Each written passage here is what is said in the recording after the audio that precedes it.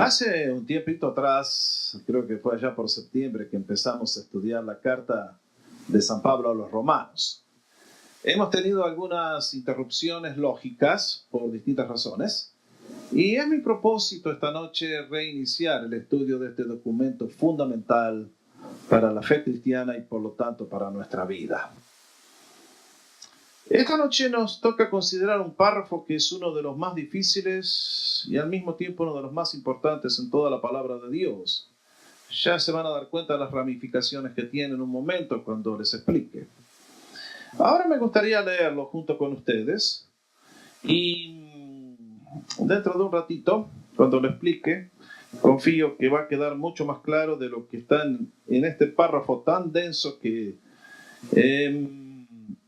el apóstol Pablo mira hacia atrás a todo lo que nos ha estado enseñando, mira hacia adelante a todo lo que nos va a enseñar y básicamente, si prestan atención, van a encontrar con que ahora nos va a explicar por qué ocurren las cosas que nos ha dicho. En este punto de la carta, el apóstol, estamos en la bisagra, en lo que une el pasado con lo que viene. Si ustedes recordarán, hemos tenido hasta aquí dos grandes bloques.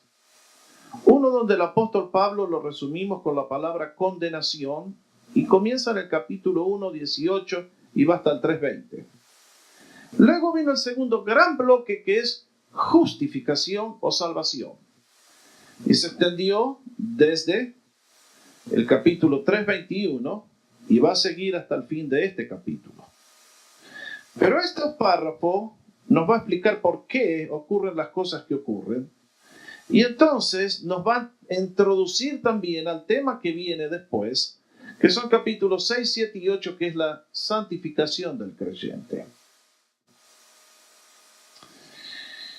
Hace un tiempo atrás les mencioné la historia de un señor, no sé cuántos habrán estado ese viernes, llamado Ted Engstrom.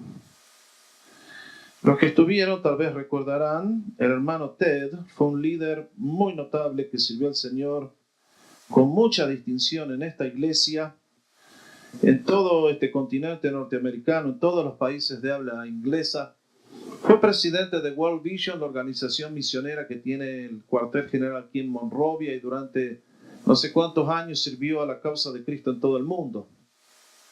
Sin embargo, como les conté, en los últimos días, cuando ya estaba listo para entrar a la eternidad, Pastor Jeff le visitó y para sorpresa suya le dijo, no estoy tan seguro de que voy al cielo. Y tal vez muchos se habrán quedado preguntando, ¿y por qué pasan estas cosas? Bueno, estas 2 últimas semanas fui a visitar a papá en Canadá. Papá tiene 86 años, se convirtió cuando tenía 18, y desde que se convirtió al Señor, le dio su vida completamente hasta el día de hoy, y le ha servido con una fidelidad y dedicación increíble. Ha sido un pastor sin título. Ahora que está llegando a los 86, ¿por qué lado creen que viene el diablo a atacarle?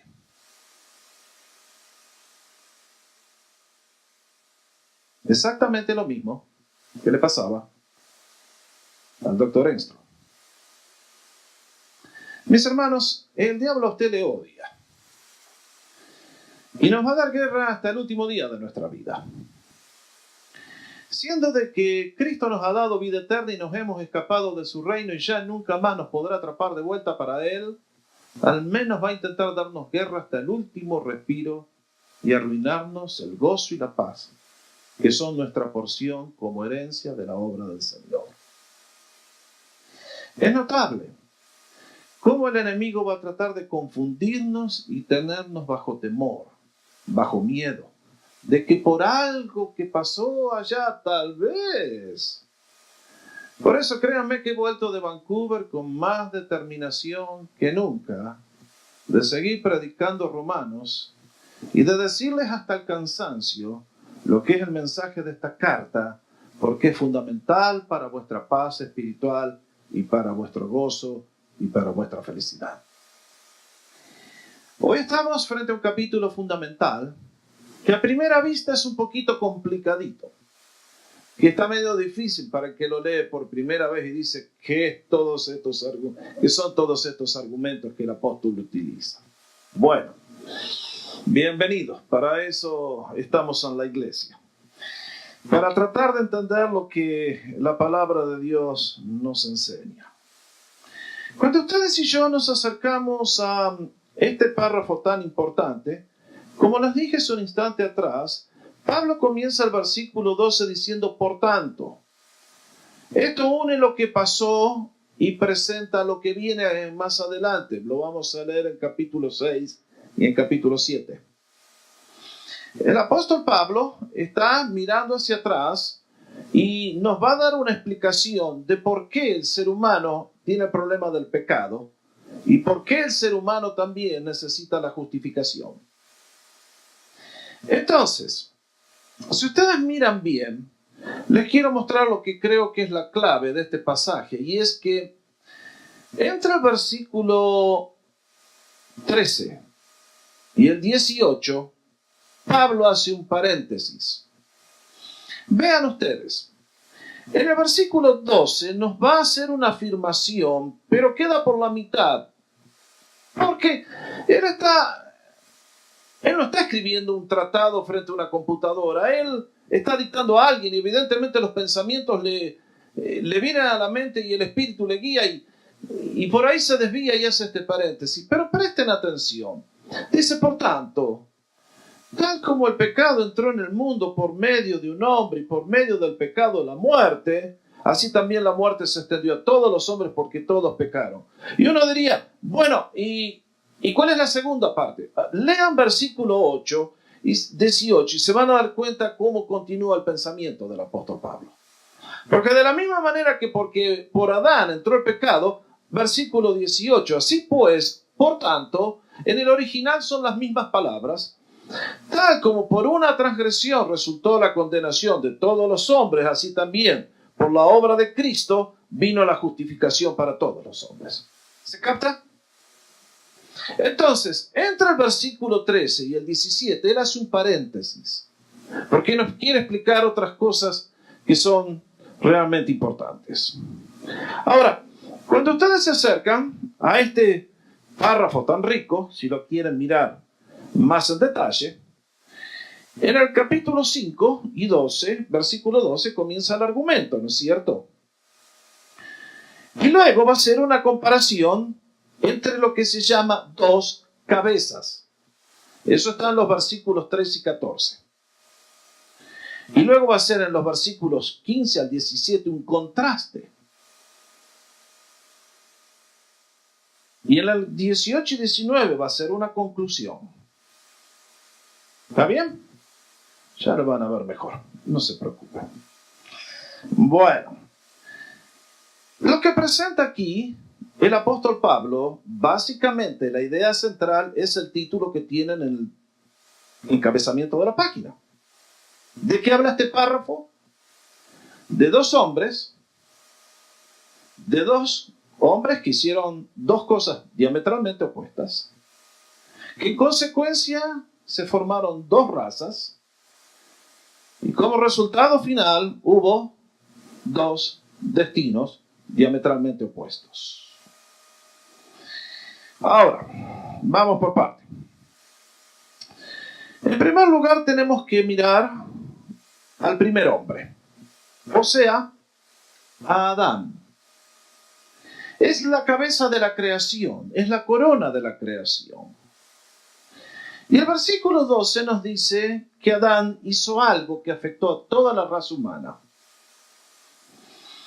Noten bien. Nos dice, por tanto, tal como el pecado entró en el mundo por medio de un hombre. Muy bien. ¿Qué hizo Adán? Allí nos dice su acción, lo tienen en el bosquejo que les di. Adán cometió un pecado. Ustedes y yo lo sabemos. Lo hemos escuchado desde niños. Si lo quieren leer, está en Génesis capítulo 3. Ahora, nos dice que este pecado tal como lo leemos en Génesis 3, fue una rebelión voluntaria en contra de Dios. Dios había establecido mandamientos, límites que no debían transgredir, y al hacerlo, sabiendo lo que iba a pasar, sin embargo lo hicieron. Y entonces, San Pablo siempre es tan florido en los términos que usa con respecto a algunas cosas que él dice. Por ejemplo, ustedes allí lo tienen anotado. Nos va a hablar de que este pecado que entró en el mundo tiene 4 dimensiones. Fíjense. La definición que utiliza más veces, la palabra, que utiliza más veces Pablo para definir al pecado es errar el blanco. Ese es el significado básico del Nuevo Testamento. Es alguien que fue creado con un propósito y sin embargo erró al blanco y no llegó al punto de destino. La segunda palabra que Pablo utiliza es la palabra transgresión. La encuentran en el versículo 14. Con una transgresión semejante a la de Adán. Transgresión significa cruzar los límites establecidos por Dios. Los 10 mandamientos nos dicen, no hagas esto, no hagas lo otro. Son como los guardarrey que nos protegen en el camino de irnos al abismo. Cuando ustedes y yo los saltamos, encontramos la muerte y el caos. Eso es una transgresión. Pero déjenme agregar una palabra más que en nuestra traducción aquí no se ve, porque los traductores decidieron utilizar una palabra diferente. Cuando en el versículo 15 leemos, pero no sucede con el regalo como con la transgresión, quieren poner allí la palabra ofensa. Pablo usa una palabra distinta cuando escribe en griego. Pongan la palabra ofensa. Esto es faltar el respeto al carácter de Dios. Y es la misma palabra que aparece en el 15, en el 16, en el 17 y en el versículo 18. Y el cuarto término que va a utilizar Pablo para el pecado lo encuentran en el versículo 19 cuando nos dice que ustedes y yo somos desobedientes. Bueno, ninguna novedad por acá, esto lo conocemos muy bien. Ahora, este pecado de Adán trajo como resultado algunas consecuencias. Y en este versículo 12 nos va a hablar de los 3 peldaños descendientes. Primero, el pecado, por el hecho de haber caído Adán, pasa a todo el mundo, es decir, a la raza humana. Ahora noten bien que aquí estamos con algo muy interesante. Pablo nos dice, porque tal como el pecado entró en el mundo por medio de un hombre, ¿qué quiere decir? Bueno, mis hermanos, marquen 2 o 3 cosas. En primer lugar, el pecado entró en el universo de Dios antes que el hombre fuera creado. Eso ocurrió cuando Lucifer cayó. Pueden leer Ezequiel 28. Pero una vez que la raza humana fue formada, ¿quién pecó primero, Eva o Adán? Ustedes y yo leemos correctamente en Génesis 3 que fue Eva quien cayó primero y ella le pasó a Adán. Pero sin embargo, aquí Pablo nos dice algo muy distinto. Que el pecado entró en el mundo por medio de un hombre. ¿Qué está queriendo hacer Pablo? Bueno, recordarnos algo que tiene una importancia fundamental y es el principio de lo que nosotros no tenemos la palabra en español, que se llama en inglés headship. ¿Pronuncié bien, David? Headship. Es un término muy técnico que quiere decir lo que nosotros decimos la cabeza, la persona principal, el representante. Noten bien, el pecado es de Eva, pero a los ojos de Dios el que trae la maldición es Adán. ¿Por qué? Porque Adán era la cabeza de Eva. Y él ocupa un lugar de privilegio en el plan de Dios. Ahora, este hecho de que por el pecado de Adán, el pecado se transmite a toda la raza humana es uno de los temas más complicados que tenemos en la Biblia. ¿Qué hizo Dios? ¿Por qué lo hizo? Pero si ustedes notan bien, desde el día de Adán, ustedes y yo nacemos con una tendencia al mal. Salmo 51 nos recuerda: en pecado me concibió mi madre. Antes que el bebé nazca, en una transacción que ocurre allí en ese mundo invisible de lo que son las células, hay algo que los hombres transmiten a su descendencia. ¿Por qué digo esto? Que los hombres somos los que pasamos la simiente. Porque el Señor Jesús, como no tuvo padre físico, no tuvo pecado. Su padre era Dios. Así que usted, caballero, no se jacte tanto. Usted es el que hace los líos en esta vida siempre. Así que el pecado entra y entonces cada niño que nace en este mundo, por más que creemos que va a ser un santo, tristemente viene con la simiente de Adán. Entonces, ¿qué ocurre? Bueno, que San Pablo nos va a decir que la consecuencia que tiene esto en Efesios 2:13 es que todos somos por naturaleza hijos de ira, lo mismo que los demás. Por nacimiento, por herencia, por lo que somos, básicamente somos hijos de ira destinados al castigo. Ahora, ustedes se dan cuenta. Lo que la Biblia nos enseña aquí es que el ser humano viene contaminado desde el mismo momento de su concepción. De antes de nacer ya viene con la simiente y la inclinación al mal. La psicología popular, muchos libros nos dicen, el ser humano es básicamente bueno. La Biblia dice, el ser humano es básicamente, trae la simiente esa que nos lleva al mal. Ustedes y yo lo sabemos muy bien. Allá los veo aquellos padres orgullosos. Y ellos, a ese angelito que tienen ahí, no le van a tener que enseñar a mentir, a tirar la piedra y a esconder la mano. Solitos aprenden. Vienen muy bien programaditos los chicos. Todos vamos a tener que hacer el esfuerzo de enseñarles el bien. El mal viene dentro de ellos. Nadie le enseña. Simplemente actúan lo que traen. Y ese es nuestro desafío, ¿no es cierto? Ahora noten bien. Este hecho de que el ser humano trae la simiente de Adán, la tengo con el otro, crea una necesidad que es la que ustedes van a tener que contestar tantas veces. La pregunta a la persona que le dice, yo siempre creí en Dios y yo no necesito ser salvo. Bueno, mis hermanos, no funciona así. El hecho de que traemos la naturaleza de Adán nos hace culpables delante de Dios y por lo tanto necesitamos un salvador, un sustituto, alguien que ocupe nuestro lugar.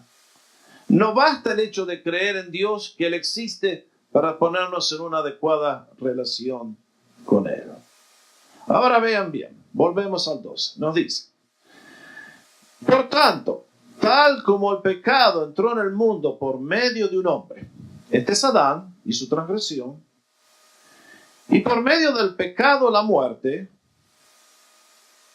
y aquí viene la primera gran consecuencia del pecado. Ustedes y yo hasta el día de hoy morimos, hermanos, como resultado del pecado de Adán. Esa maldición no ha sido cancelada. Y cuando dice por medio de la muerte, ustedes saben que la muerte en la Biblia tiene 3 dimensiones. ¿Cuáles son ellas? El día que Adán pecó, perdió la amistad con Dios. Quedó separado de Dios, perdió la comunión con Dios. Comenzó a morir espiritualmente. Y luego vino el día cuando murió físicamente. Eso ocurrió 600 años más tarde. Pero el día que Adán murió espiritualmente, comenzó el camino descendiente y dentro de su ser interior vino una fuerza corruptora que lo llevó a la tumba. Lo más grave de la muerte no es la muerte física únicamente, es la muerte segunda. Es la muerte que nos habla de la separación final del individuo de Dios en la eternidad. Y ustedes lo van a leer en Apocalipsis, cuando se habla del juicio del gran trono blanco y fueron echados al lago de fuego. Esta es la muerte segunda, la separación eterna de la bendición de Dios y de la presencia y de todo lo que Él es. Entonces, entró la muerte en sus tres dimensiones. Y entonces, este fue el segundo peldaño descendiente. Y lo tercero que encuentro que nos dice el apóstol Pablo es que como consecuencia del pecado de Adán, entró la muerte, pasó a todos los hombres, porque todos pecaron. Noten bien el término que utiliza, porque todos pecaron. ¿Esto está en el presente, en el pasado o en el futuro?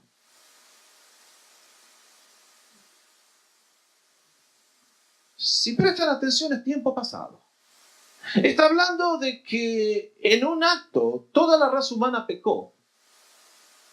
No está hablando de los pecados que ustedes y yo cometemos todos los días. Está hablando de un evento que tuvo lugar en el jardín. Entonces, ustedes se dan cuenta que aquí nos presenta la Biblia una de las frases más conflictivas que podemos encontrar. Porque, ¿qué quiso decir con que todos pecaron? Esta frase creó un gran desafío a los hermanos que han estudiado la Biblia a lo largo de todos estos últimos 2000 años. ¿Por qué? Bueno, ustedes van a decir, pastor, todas estas cosas, ¿para qué me sirven a mí? ¿Qué me importa a mí de lo que va a hablar de Pelagio y de todas esas cosas? Bueno, déjenme hacerles una pregunta. Cuando ustedes leen el Nuevo Testamento y ven que Jesús se bautiza, ¿a qué edad se bautizó el Señor? 30 años, correcto. Cuando la iglesia se forma el día de Pentecostés, que Pedro predica, ¿quiénes se bautizaron allí? Gente que escuchó el mensaje. ¿Qué edad habrán tenido? ¿Qué calculan ustedes? La mayoría habrán sido bebés de brazos o habrán sido personas adultas. Yo creo que el párrafo habla de gente adulta, me parece, ¿no es cierto? Pero ¿y entonces de dónde vino el bautismo de niños? ¿Cuándo se originó el bautismo de niños? ¿Por qué se originó? Eso no está en la Biblia. Eso aparece siglos más tarde. ¿Por qué? Bueno, porque ustedes y yo somos hijos del siglo XXI. Cuando debido a los avances de la tecnología, yo tengo la fe que aquel bebé va a llegar a los 80 años, de acuerdo a la expectativa de vida que tenemos aquí en Norteamérica, debido a los avances que tenemos en medicina y en salud. Pero ustedes se dan cuenta que en la época que la Biblia fue escrita eran más los niños que morían que los que llegaban adultos. Y entonces, cuando la gente leía, por tanto, tal como el pecado entró en el mundo por medio de un hombre, por medio del pecado la muerte, así también la muerte se extendió a todos los hombres porque todos pecaron. ¿Y el bebé que muere en la cuna? Muere entonces porque pecó. Entonces se fue al infierno. Entonces, ahí empezaron los líos. Y esta es la respuesta que a veces los que estudiamos la Biblia tenemos que intentar dar. Y tenemos que tomar escrituras y compararlas con otras y entonces tratar de encontrar una respuesta que encaje con todos los ángulos que nos revela la Biblia. Básicamente, a lo largo de estos 2000 años, ha habido 4 explicaciones para esto que San Pablo dice, que la muerte pasó a todos los hombres por cuanto todos pecaron. El primero que intentó dar una explicación es un teólogo, se llamaba, y allí tiene el nombre, Pelagio, y decía él que los seres humanos morimos por nuestros pecados, por nuestro pecado personal. Sin embargo, cuando uno lee los textos que están acá en este párrafo, uno encuentra que Pablo no habla de los pecados, habla de un pecado, y eso solo trae la muerte, y es el pecado de Adán. Pelagio insistía que morimos por culpa de nuestros pecados.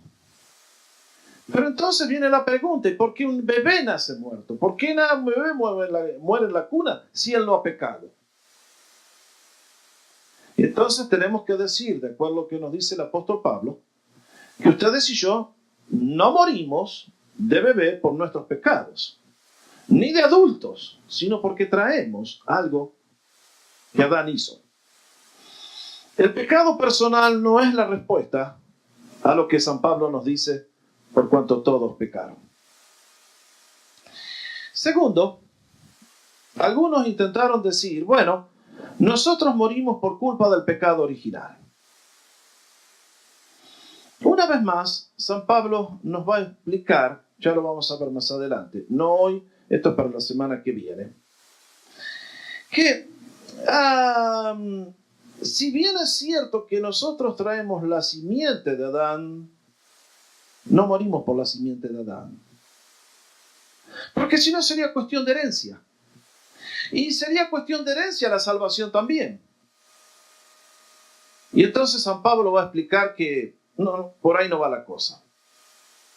Una tercera explicación que intentaron dar San Agustín, fue un gran teólogo. San Agustín vivió allá por el año 400 en el norte del África. Parece mentira que era pastor allá en la zona de Libia. Increíble. Mejor que vivió en aquellos años y no en esta. Pero intentó decir que los hombres estaban físicamente involucrados en Adán cuando éste pecó. ¿Qué quiere decir? Lean esta declaración, leo Hebreos 7, 9 y 10.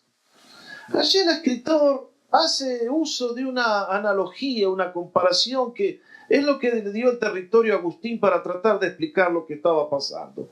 Dice, está hablando de Abraham y Leví y un episodio cuando Abraham va a libertar a su sobrino y luego le paga los diezmos al sacerdote Melquisedec. Y entonces usa lo que se llama una conexión seminal. O sea, era cuestión de biología.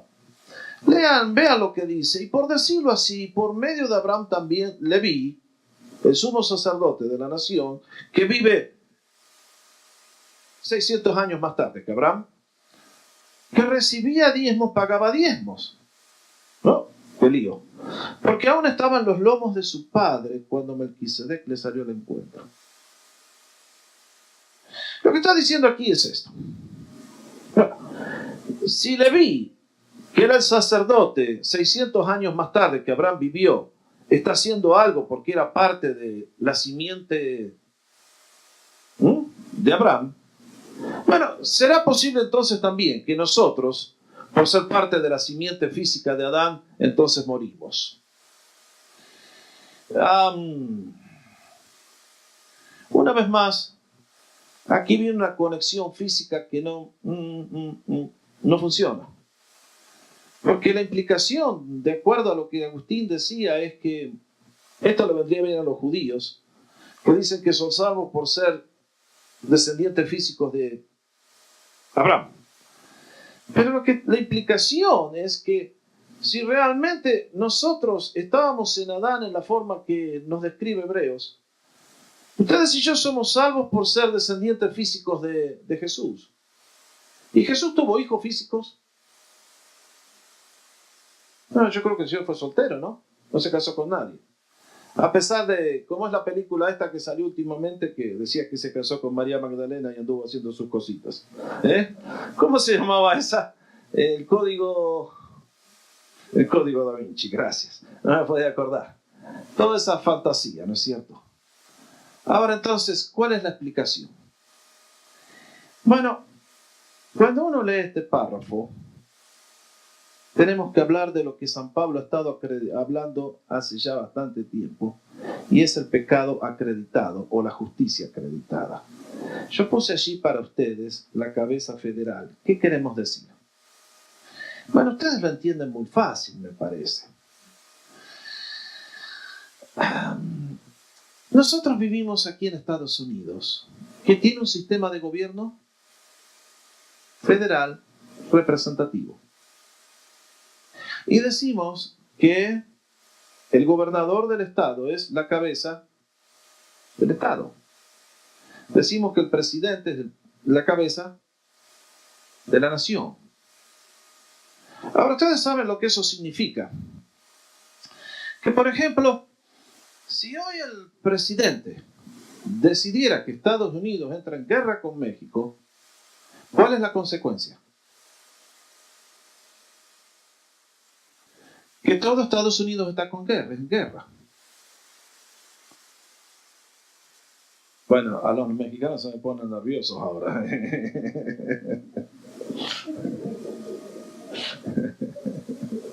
Ahora pierden la paz.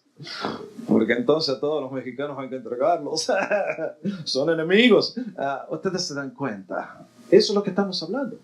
Que cuando el jefe decide, todos los que están representados por él tienen el mismo problema. Y Adán, aunque la raza humana no lo había elegido, y la raza humana todavía no estaba formada, Dios le acredita a la raza humana que todavía no ha nacido el pecado de Adán.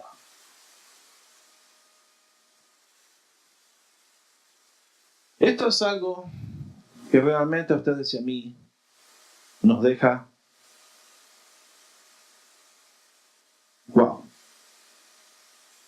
Aquí es donde choca nuestra mente con la mente de Dios, ¿no es cierto? Nos encontramos que Dios es mucho más grande que nosotros y nosotros decimos, Señor, hace una vez en Argentina teníamos una tira de dibujos cómicos. No sé si algunos de ustedes tal vez la conocieron, se llamaba Mafalda. Un día estaba hablando con su amiga y dice, en Libertad a Mafalda, dice, tanto lío por esta Eva, dice, porque se comió una manzana, dice, ¿te imaginas el lío que se hubiera armado si se comió una sandía?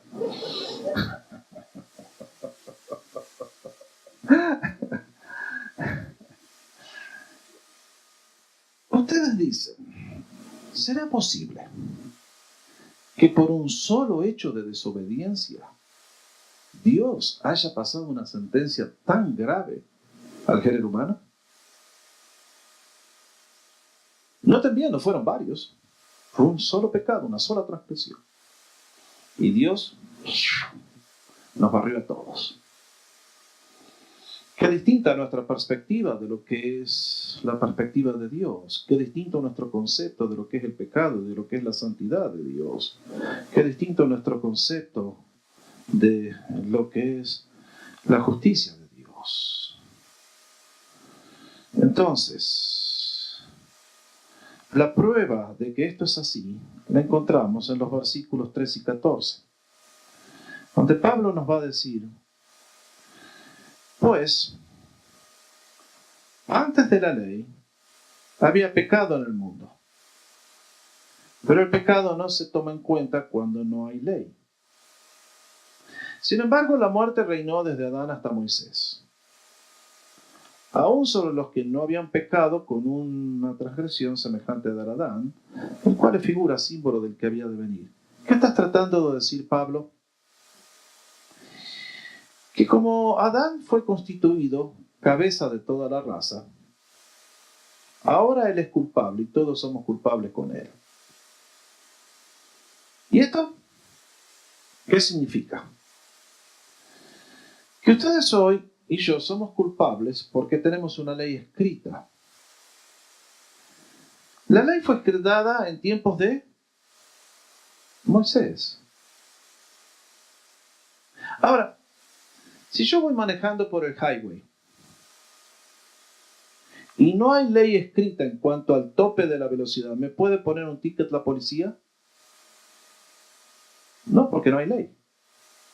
Pero si hay una ley que dice 65 millas por hora, entonces, si excedo eso, soy culpable. Y lo que San Pablo dice en este versículo es esto. Todos los siglos que pasaron desde Adán, no sabemos cuántos fueron, hasta el año 1400 antes de Cristo, cuando la ley se promulga y Moisés la pasa al pueblo. Dice, durante todos esos siglos, Dios no tendría que haberle puesto el ticket a nadie. Pero ¿qué leemos? Que aunque no había ley, sin embargo, la gente moría por el pecado que traía.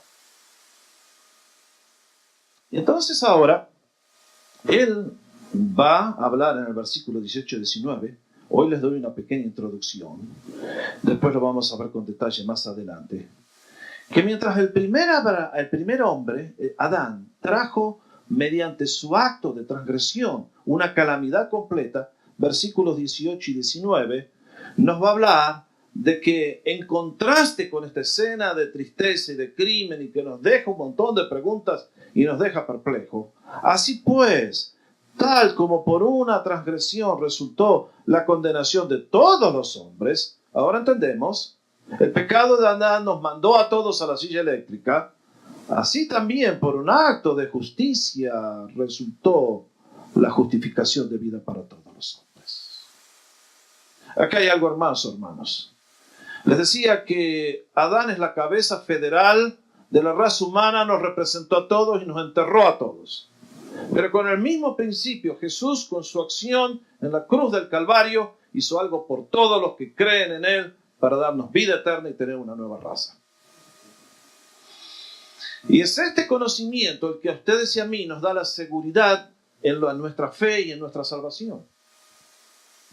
Que ustedes y yo, no es por lo que ya lo dijimos 1.000.000 de veces, no hemos hecho, no lo podemos asegurar, no lo podemos comprar, es simplemente por un acto de Dios que nuestra cabeza federal hizo una vez y para siempre, y por lo tanto, de la misma manera que uno trajo la maldición por el pecado y nos pasó la muerte.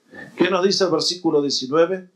Porque así como por la desobediencia de un hombre los muchos fueron constituidos pecadores, así también por la obediencia de uno los muchos serán constituidos justos.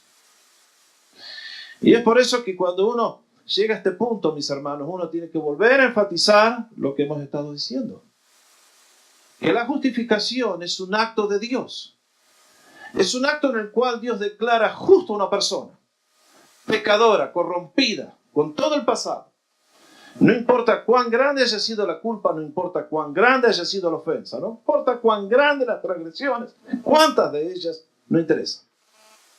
Cuando una persona confía en Cristo Jesús y le dice, Señor, creo en ti, en tu obra, en lo que hiciste, y se aferra a Él, lo que Cristo hizo como mi cabeza es como alguien que me cubre a mí y me da la autoridad.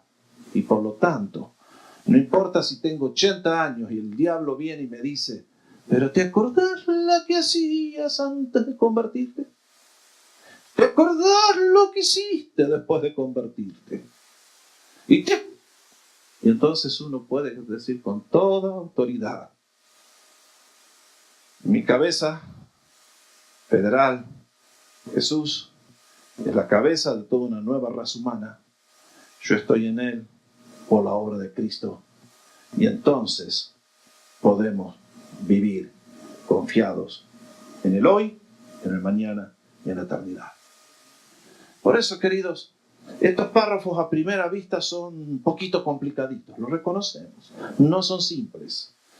Pero San Pablo sigue tratando de quitarle a los judíos que estaban aferrados a este modo de pensar que ustedes y yo conocemos también en muchos de nuestros continentes, que dicen, bueno, pero yo heredé esto, yo sigo la religión de mis padres. No, No sirve eso. Necesitamos un Salvador en forma personal. Y entonces cuando lo que Cristo hizo, entonces es acreditado a mi cuenta. Entonces, de la misma manera que el pecado fue acreditado, pasado a toda la raza humana, la salvación que Cristo logró es pasado, acreditado a mi cuenta. Y por eso me gusta, porque Pablo esto lo repetía en el gran capítulo sobre la resurrección. Allí se los anoté al pie de la página. Porque ya que la muerte entró por un hombre, también por un hombre vino la resurrección de los muertos. Porque así como en Adán todos mueren, también en Cristo todos serán vivificados. Por eso, en este versículo 19, Pablo nos lleva al segundo Adán y vemos a quién, a Jesús con su acto. ¿Cuál fue? Obedecer a Dios yendo a la cruz. Y los resultados, la justicia de Dios quedó satisfecha. Dios acredita la justicia de Cristo a los que confían en Él, y vida eterna abundante y segura para todos los que creen en Jesús. ¿Hay algo más que tenemos que agregar? ¿Hay algo más que podemos añadir? ¿Hay algo que tú y yo podemos hacer? No, simplemente confiar en Jesús.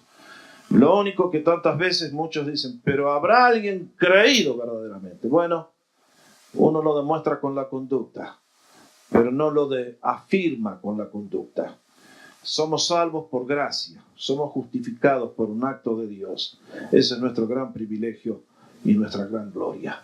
No depende de nuestros sacrificios ni de nuestros esfuerzos. Depende todo de la sabiduría del Señor y del amor que se entregó por salvarnos a nosotros.